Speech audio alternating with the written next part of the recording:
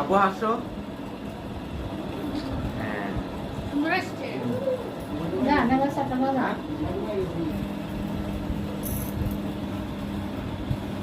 এই ক্যামেরা টাকা তাহি ঘড়ি কই তোর এত হলুদ লাগা খাবার দে একটু রাখলে ভালো হতো না?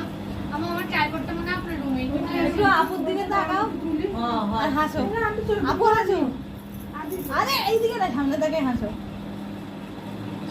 আমার কত বুঝু লাগতেছে অনেক কাছে দাও তুই তুই ট্রাইপডটা একটু সেট করে আপনার ফোন কই?